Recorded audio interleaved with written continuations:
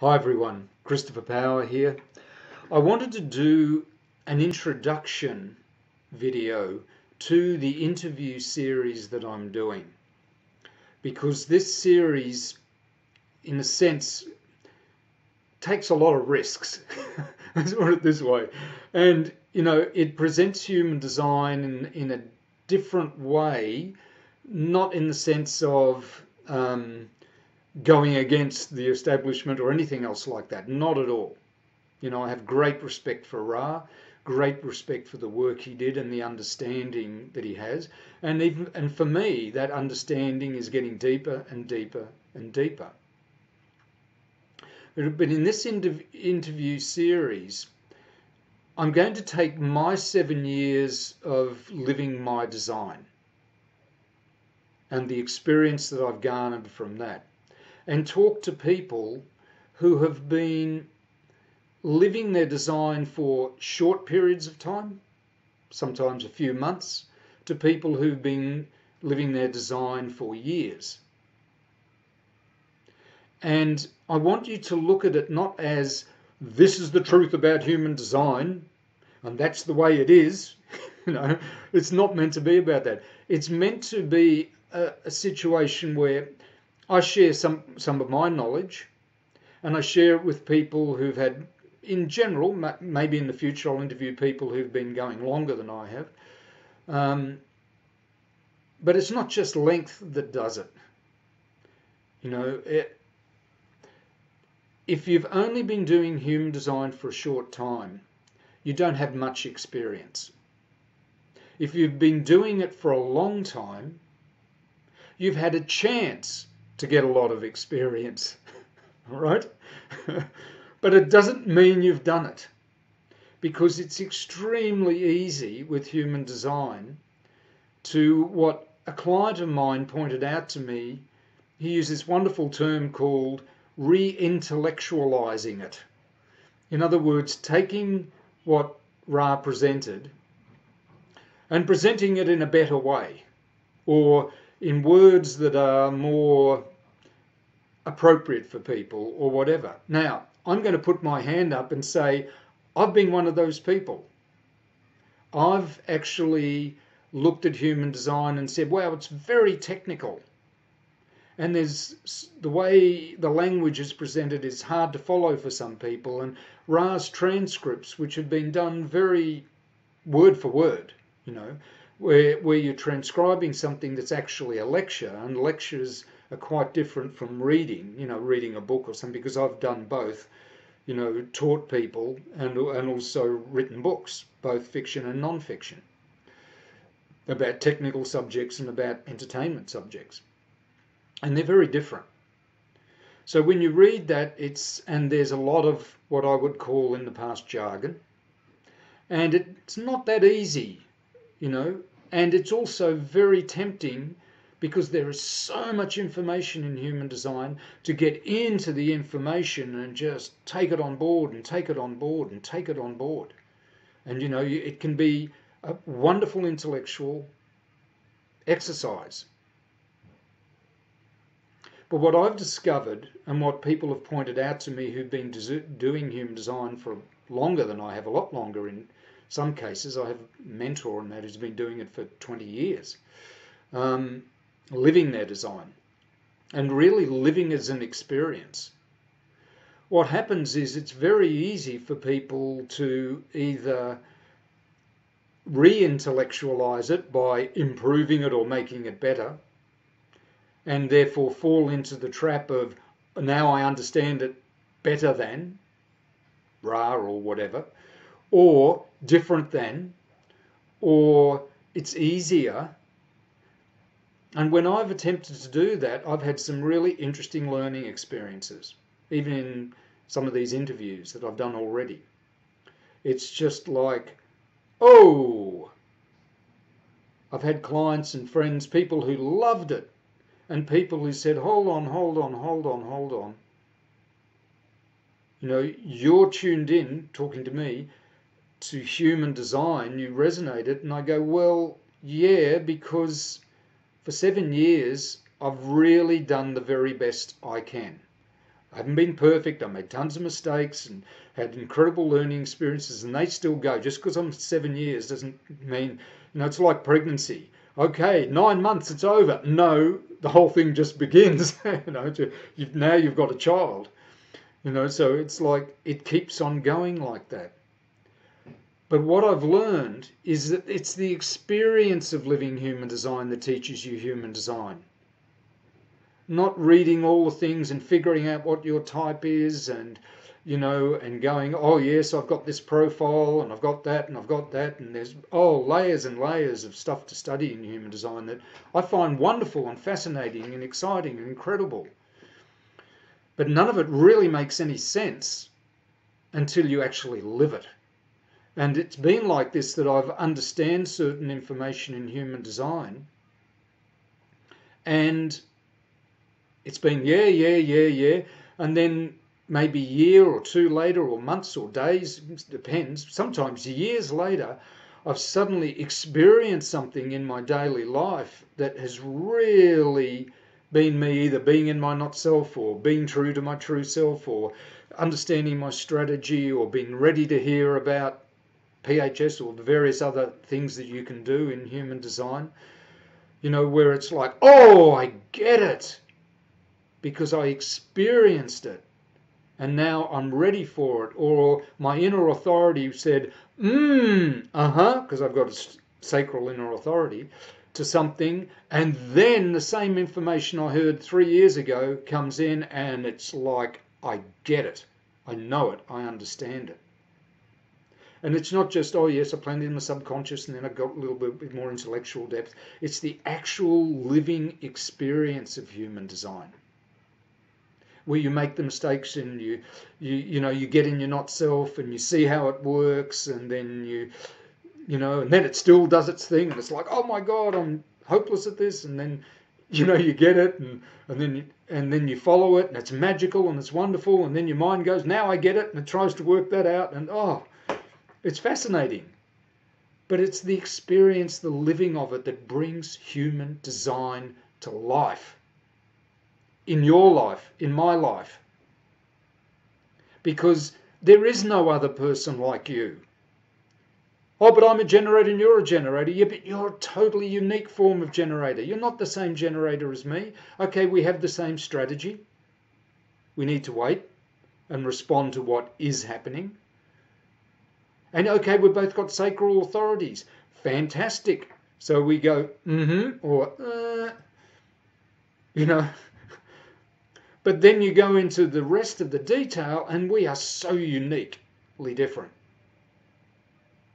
We share a similar strategy and inner authority, but the nuances, the beauty of it, the uniqueness of it. Having worked with thousands of clients now, it's just like stunning. And the openness and tolerance you need to have to people, not only being themselves, but even when they get in their not self, you can learn so much from it. Same as when you're in it. And it's the living experience of this that brings it alive for you. Or you can study human design for the next 20 years and become an intellectual giant in it, and maybe get it, and maybe not. I haven't met too many people like that, but I don't attract them. It's just, I'm not that type of person. But I hear that there are people who just really understand it, but they're not living it. And that's all part of their process. That's fine for them. But what makes the difference with human design? One client asked me, why isn't it so popular? It's amazing. Well, the thing is, you have to do the work.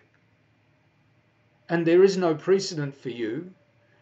Ra gave us guidelines, not a prescription. It's not like you have to do this and you have to do that and you have to do this and then you'll be. It's like, these are guidelines, but they come alive and they make sense and they fall in place, and you can commit to them via your experience. My father once said to me before he passed away, there's no substitute for experience. Well, yes and no, but in human design, absolutely. There is no substitute for the experience. That's why it takes time. You know, people talk about 7 years and all this sort of stuff. And trust me, when you have a bit of experience, you realize you don't want to rush the experience. You don't want to intellectualize it. You don't want to improve human design. See, well, you do, you know, you want to improve your experience of it. But human design is not a philosophy. It's not a mental thing. It's the mechanics. It was Ra called it the mechanics of the Maya, the illusion or the physical world. It's mechanical. It's not philosophy, it's engineering. It doesn't matter whether you're a Zen Buddhist or a Muslim or a good Christian or an atheist or a skeptic. It's like your car. If you get in there and turn the key and there's petrol in there and it's working, it will start. It will go. It's mechanical. It's the mechanics of how you live in this world. And so, yes, the jargon is technical. And it's often presented in a quite technical way because it's like engineering. It's the mechanics. It doesn't mean it hasn't got an incredible beauty to it. But it doesn't have to be aligned with your philosophy. Oh, yes, what I do, what I teach, what I know, what my religion says, what my philosophy says, what my parents said, human design aligns with that, or it doesn't. It might align for a while and then suddenly take you in a completely different direction because that's correct for you in terms of the way you mechanically operate in this world. It's the mechanics of, firstly, your body through strategy and inner authority. Taking the pressure off your body, trying to fit what your mind thinks it should do, and start to actually allow the body to operate the way it's designed to. So it can move through the world the way it's designed to, which, it takes so much stress and pressure and resistance and so many bad decisions off the table. And then you can go deeper into that, into the mechanics of certain ways, the way you sleep, the way, the character, the mechanics of the character you have, the mechanics of what you're here to do. These are all various things, labelled various things in human design. And then you can go into the mechanics when you really are strongly established in your strategy and inner authority. And your strategy and inner authority says yes, then there's this wonderful exploration that can happen of how your brain can be properly nourished through knowing how you digest food, the mechanics of you digesting food, the mechanics of the environment that you thrive in.